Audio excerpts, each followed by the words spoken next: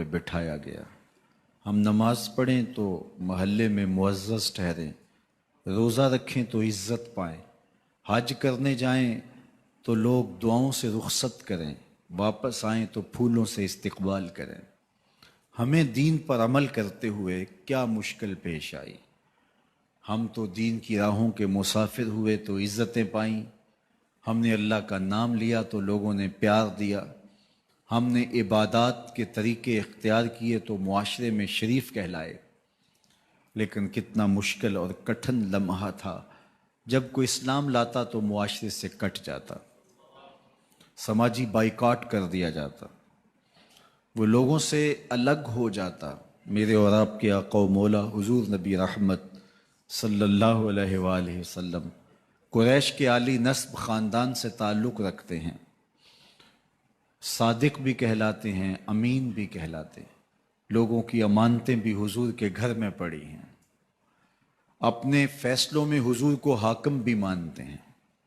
لیکن جب اللہ کی توحید کا اعلان کیا، جب لوگوں کو راہ راست اور راہ حق کی طرف بلایا تو یہ سارے مخالف ہو جاتے ہیں، حتیٰ کہ اپنے سقے عزیز بھی کتنے دل آزار جملے بولتے ہیں، تباً لک ہنالک سائر الیوم الہٰذا جمعتنا۔ یہ رشتے میں سکا چچا بولتا ہے۔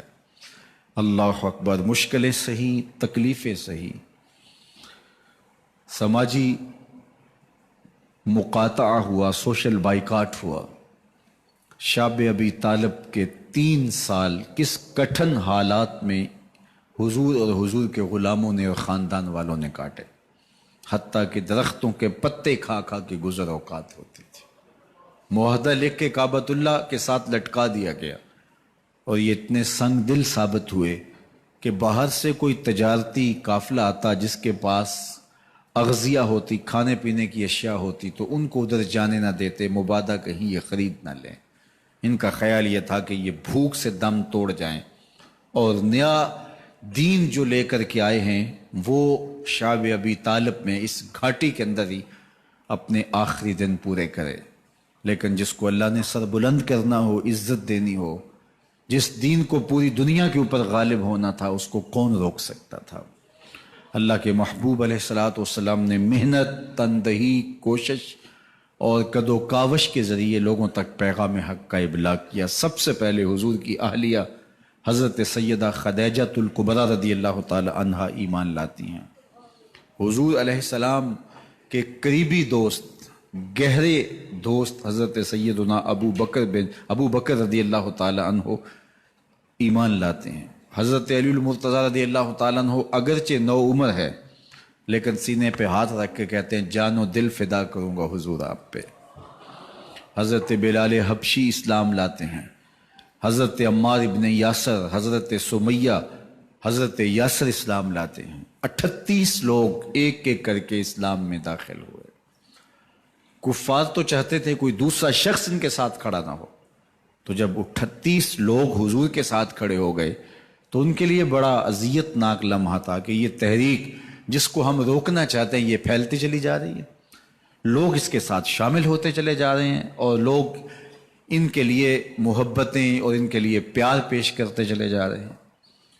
عبداللہ ابن جدعان کے گھر کے قریب سے میرے حضور گزر رہے تھے کہ ابو جہل نے دیکھ لیا اور ہاتھ میں نوکیلا پتھر پکڑا اور حضور پہ حملہ آور ہو گیا۔ آقا کریم علیہ السلام نے کوشش کی کہ الجھاؤ پیدا نہ ہو، لیکن یہ اس بات پہ تلا ہوا تھا کہ حضور کو اذیت دے۔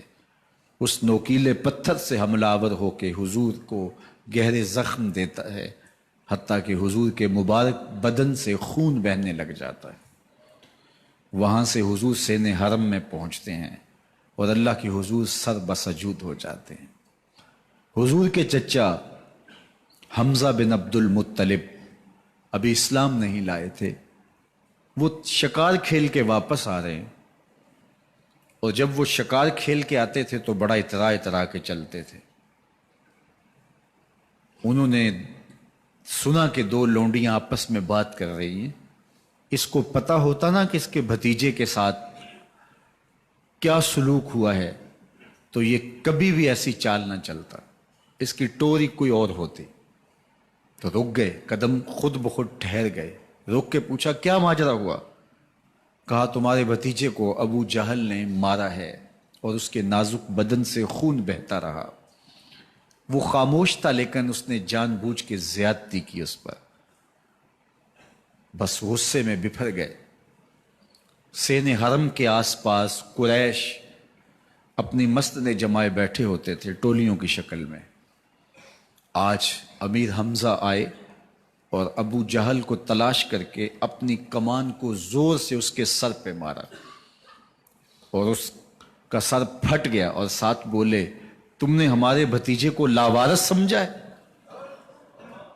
اب اس کے حواری کھڑے ہو گئے، لیکن ابو جہل بڑا کائن شخص تھا، اس نے سمجھا کہ یہ تو اب تنہا ہیں، لیکن لڑائی کی آگ روشن ہوگی تو بنو ہاشم بھی نکل آئیں گے تو یہ لڑائی لمبی ہو جائے گی، تو اس کا سبب میں ہوں، قصور میرا ہے۔ اس نے کہا بس بس مجھ سے غلطی ہو گئی، اس طرح اس نے بات کو ٹال دیا۔ اب حضور کے چچا حضور کو ڈھونڈ رہے ہیں۔ سین حرم میں حضور علیہ السلام اللہ کے حضور سر بسجود ہیں، یہ پاس جا کے کھڑے ہو گئے اور کہا یا ابن اخی، اے میرے بھائی کے بیٹے، اے میرے بھتیجے، لیکن حضور سر نہیں اٹھایا۔ اللہ کے حضور اپنے دکھڑے بیان کر رہے ہیں۔ اسی کسے دے کچھ نہیں لگ دے تے نہ کوئی ساڈا دردی۔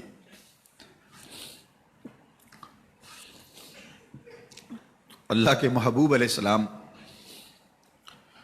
اللہ کے حضور سر بسجود ہے۔ انہوں نے پھر کہا یا ابن اخی، اے میرے بھائی کے بیٹے، اور انہیں بے چینی ہے کہ بتاؤں کہ حوصلہ رکھو میں تمہارا بدلہ لے لیا، لیکن حضور سر نہیں اٹھا رہے۔ تیسری مرتبہ پھر آواز دی تو حضور نے سر اٹھایا، آنکھیں آنسوں سے بھری ہوئی تھی، تو برجستہ کہا بھتیجے میں تمہارا بدلہ لے لیے۔ میرے حضور نے فرمایا چچا مجھے اس کی کوئی خوشی نہیں ہوئی۔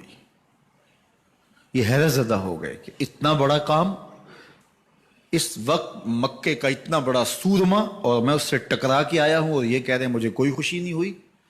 قسمت اچھی تھی۔ بولے بھتیجے تم کیسے خوش ہوتے ہو؟ کہا جس رب کو میں مانتا ہوں اس کو تم بھی مان لو۔ تو امیر حمزہ کی قسمت اچھی تھی تو آگے بڑھے اور اسلام قبول کر لیا۔ 38 لوگ پہلے مسلمان تھے، یہ 39 میں مسلمان ہو گئے۔ بس ان کا اسلام لانا مسلمانوں کے لیے تسکین قلب کا ساما ہوا۔ حضور کی آنکھوں میں امٹتے ہوئے آنسو، آگے بڑھے، کعبے کو غلاف کو پکڑا، کہا اللہم اعز الاسلام باحب الرجلین الیک بعمر ابن الخطاب او بعمر ابن حشام۔ اے اللہ ایک شیر دیا ہے، ایک شیر اور دے دے، اب تیری مرضی، یا عمر بن خطاب دے دے یا عمر بن حشام دے دے۔ اگرچہ اس نے میرے اوپر پتھر برسائے ہیں، مجھے زخمی کیا ہے، لیکن اگر دین کی تقویت اس سے ہو سکتی ہے تو مالک مجھے کوئی غصہ نہیں۔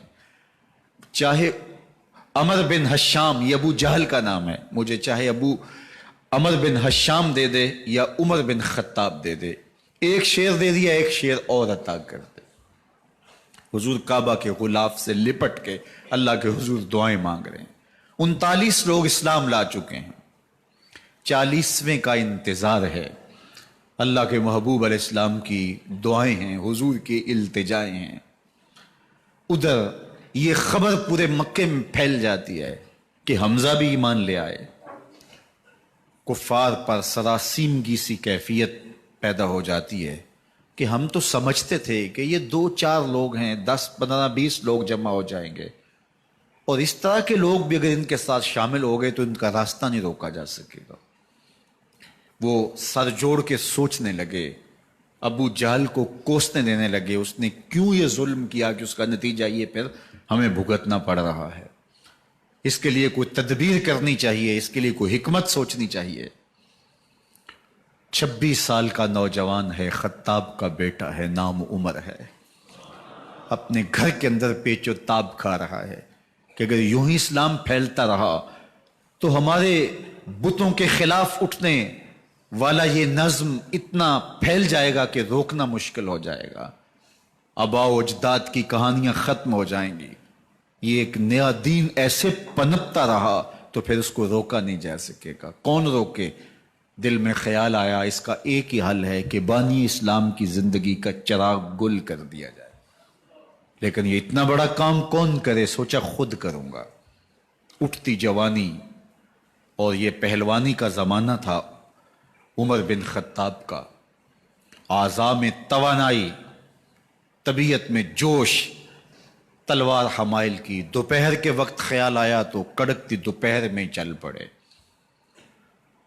سنسان گلیاں ہیں، سخت گرمی ہے، لوگ دیواروں سے لگ کے چلتے ہیں اگر کوئی کسی کو کسی مجبوری کے تحت کہیں جانا بھی پڑے، لیکن یہ مست ہاتھی کی طرح اپنے ارادے کو عملی جامہ پہنانے کے لیے گھر سے نکل پڑتے ہیں، اور اس انداز سے تلوار حمائل کیے ہوئے آگے بڑھ رہے ہیں۔ نعیم بن عبداللہ آگے سے آ رہے تھے، آنکھوں میں اترا ہوا نشہ دیکھا، کہانی سمجھ گئے۔ یہ بھی مسلمان ہو گئے تھے لیکن ابھی ایمان ظاہر نہیں کیا۔ کہا عمر کدھر کے ارادے ہیں؟ کہا بانی اسلام کا چراغ بجھانے جا رہا ہوں، یہ روز روز کی کہانی ختم کرنے جا رہا ہوں۔ آج حمزہ ایمان لائے ہیں، کل کوئی اور آ جائے گا، پھر اس تحریک کو روکنا مشکل ہو جائے گا۔ نعیم بن عبداللہ مسکرا کے بولے گھر کی خبر لی ہے؟ کہا کیا ہوا میرے گھر کو؟ کہا تمہاری بہن فاطمہ بھی اس محمد کی غلام بن گئی ہے، تمہارا بہنوئی سعید بن زید بھی اس کا نوکر بن گیا ہے۔ بس بپھر گئے، وہ جو غصہ تھا وہ ادھر منتقل ہو گیا، بہن کے گھر کا رخ کیا۔ جب دروازے پہ پہنچے تو اندر سے قرآن پڑھنے کی آواز آ رہی ہے، جو کہا گیا تھا، جو سنا تھا، اس کا یقین پیدا ہو گیا۔ زور زور سے دروازے کو کھٹکھٹانے لگے۔ بہن نے دیکھا کہ بھائی ہے، جو قرآن پڑھ رہا تھا اس کو چھپا دیا اور خود دروازہ کھولا، بس پیٹنا شروع کر دیا، مار مار کے سر پھوڑ دیا، خون بہہ رہا ہے۔ جب سر پھٹ گیا تو فاطمہ بنت خطاب بولی عمر تم خطاب کے بیٹے ہو، میں بھی خطاب کی بیٹی ہوں، سن لو محمد کا دامن نہیں چھوڑو گی، جو کرنا ہے کرو۔ جب یہ تیور دیکھے تو عمر کی حیرت انتہا کو چھو گئی۔ یہ کون سی قوت ہے جس نے ایک عورت کے اندر یہ جذبے رکھ دیے؟ کہا اچھا بتاؤ تم کیا پڑھ رہے تھے؟ کہا تم ناپاک ہو، تمہیں نہیں دوں گی۔ کہا کیسے دو گی؟ کہا پہلے غسل کرو۔ عمر غسل کر رہا ہے، سودا لینے کے لیے بازار گئے، ہاتھ اس کے بکے جس کے خریدار گئے۔ عمر غسل کر رہے ہیں، غسل کر کے باہر آئے تو بہن قرآن لے آئی، وہ کھجور کی چھالیں، وہ چمڑے کے اوپر لکھا ہوا قرآن سامنے رکھ دیا۔ عمر پڑھ رہے ہیں طٰہٰ ما انزلنا علیک القرآن لتشقیٰ، اے 14ویں کے چاند محبوب، قرآن اس لیے نازل تو نہیں کیا تھا کہ تم مشقت میں پڑ جائے۔ محبوب رحمت کے دروازے کھل رہے ہیں، کرم نوازیاں ہونے والی ہیں۔ عمر پڑھتے گئے، آنکھوں کے بندن ٹوٹ گئے، آنسو آنے لگے، ٹپ ٹپ آنسو گرنے لگے۔ عمر رو رہے ہیں، بدن کانپ رہا ہے۔ آئے کس ارادے سے تھے، اب حالت کیا ہوئی جا رہی ہے۔ اپنی بہن سے کہا، بہنوئی سے کہا جس در کے تم غلام ہوئے ہو کبھی میں بھی اس در کا غلام نہیں ہو سکتا؟ عمر کی کہیں عمر نہ برباد ہو جائے، مجھے اس چوکھٹ پہ لے چلو۔ کہا چلو ہم اس دہلیز پہ لے چلتے ہیں۔ تلوار اسی طرح حمائل کی ہوئی ہے، حضور دار ارقم میں ہے، یہ اسلام کی پہلی درس گاہ ہے، حضرت ارقم کا گھر۔ مسلمانوں کی تعداد بہت تھوڑی، یہاں چھپ کر کے دین سیکھتے ہیں۔ حضور بھی وہاں تشریف فرما تھے، باقی اصحاب بھی وہاں تشریف فرما تھے، حضرت میرے حمزہ بھی وہاں تھے۔ دروازے کی درزوں سے دیکھا کہ عمر آ رہے ہیں، تلوار بھی حمائل کی ہوئی۔ صحابہ نے کہا عمر آ رہے ہیں، امیر حمزہ نے کہا کوئی پرواہ نہیں، آنے دو، اچھا ارادہ ہوا تو خوش آمدید کہیں گے، ارادہ اچھا نہ ہوا اس کی تلوار سے گردن کاٹوں گا۔ اللہ اکبر۔ جب دروازہ کھولا تو دو صحابہ نے بازوں سے پکڑ لیا، کندھوں سے۔ حضور نے فرمایا کندھے چھوڑ دو، کندھے چھوڑ دیے گئے۔ آقا کریم علیہ الصلوۃ والسلام نے ان کے گلے کے اندر جو کپڑا تھا اس کو پکڑ کے جھٹکا دیا، اسلم عمر، عمر اسلام لاؤ۔ اللہ اکبر. اور ساتھ حضور نے حضرت عمر کے دل پہ ہاتھ رکھے اللہم اہد قلبہ، اللہ عمر کے دل میں ہدایت ڈال دے. بس یہ جملہ کہنے کی دیر تھی اور حضور کا ہاتھ پھرنے کی دیر تھی، اندر سے کفر دھلتا چلا گیا. اور عمر نے کہا اشہد اللہ الہ الا اللہ واشہد انک رسول اللہ. جب یہ پڑا کلمہ تو حضور کی زبان سے بے ساختہ نکلا اللہ اکبر، اور صحابہ نے بھی اللہ اکبر کہا، اور اس زور سے کہا کہ مکے کی گلیاں گونجنے لگی. اب عمر ایمان لانے کے بعد حضور کی خدمت میں حاضر ہو کے عرض کرتے ہیں حضور کیا ہم حق پہ نہیں ہیں؟ فرمایا ہم حق پہ ہیں. کہ اللہ کا دین سچا نہیں ہے؟ فرمایا اللہ کا دین سچا ہے. کہا کہ آپ اللہ کے سچے نبی نہیں ہیں؟ فرمایا میں اللہ کا سچا نبی ہوں. تو فرمایا پھر ہم چھپ کے نماز کیوں پڑھیں؟ کہا کہ عمر تم جانتے ہو حکمت ہے، اتنے جو ہے وہ ہماری تعداد نہیں، اور کفار کا جور و ظلم اور ستم. عرض کی حضور ہم کعبۃ اللہ میں جا کے نماز پڑھیں گے. مسلمانوں کی دو صفیں بن گئی، ایک صف کی قیادت امیر حمزہ کر رہے ہیں، ایک صف کی قیادت حضرت فاروق اعظم کر رہے ہیں، درمیان میں حضور چل رہے ہیں. اور روایات میں آتا ہے حضرت عمر چلتے جاتے ہیں اور ساتھ لا الہ الا اللہ پڑھتے چلے جا رہے ہیں. اور پھر جا کے وہاں پہنچے تو وہاں جو صنادید قریش تھے ان پر سختہ طاری ہو گیا. حضرت عمر رضی اللہ تعالیٰ عنہ جب ایمان لائے تو آپ نے ایک ایک کافر کے گھر کے دروازے پہ کھڑے ہو کے کہا، جب کوئی بھی شخص مسلمان ہوتا تو کفار اس کو مارتے، زود و کوب کرتے، ظلم کرتے، ستم کرتے، گھسیٹتے بازاروں میں، لیکن حضرت عمر ایمان لائے تو ایک ایک شخص کے دروازے پر کھڑے ہو کر کے کہا کہ تم کمزوروں کو مارتے تھے، میں تمہیں بتانے آیا ہوں میں محمد عربی کا نوکر بن گیا ہوں. بلکہ آپ نے اعلان کیا جس نے اپنی بیوی کو، بیوہ اور بچوں کو یتیم کروانا ہو اور اپنے ماں باپ کی کمر کو جھکانا ہو وہ عمر کے مقابلے میں آئے. اللہ اکبر. زنیرہ نامی ایک خاتون تھی بہت کمزور. راوی کہتا ہے کہ اس کی ہڈیوں میں گودا نہیں تھا، عشق رسول تھا، اور اس کا ظالم آقا اس کو مارتا ہے، اور جب مار کے تھک جاتا ہے ادھر سے عمر آ رہے ہیں. یہ اسلام لانے کے پہلے کی کہانی ہے. تو ادھر سے عمر آ رہے ہیں تو اس نے کہا عمر تم جوان آدمی ہو تو یہ چھوڑتی نہیں ہے اپنے نبی کا نام، ذرا تم آؤ. تو عمر کوڑا پکڑ لیتے ہیں، اسے مارتے ہیں، مارتے مارتے تھک جاتے ہیں تو پانی پینے لگتے ہیں. تو کہتے ہیں مجھے تیرے پہ ترس نہیں آیا لیکن میں ذرا پانی پینے لگا ہوں. اور پھر گلے کے اندر کپ ڈال کر کے کوڑا اور اس کی رسی کو بل دیتے ہیں اور اس کی آنکھیں باہر نکل آتی ہیں اور کہتے ہیں بلا اپنے نبی کو جو تیری آنکھوں کی بینائی واپس کرے. اللہ اکبر. تو اس نے آسمان کی طرف منہ کر کے کہا مالک میں کبھی بھی آنکھوں کی بینائی نہ مانگتی لیکن اب تیرے نبی کی عزت کا سوال ہے.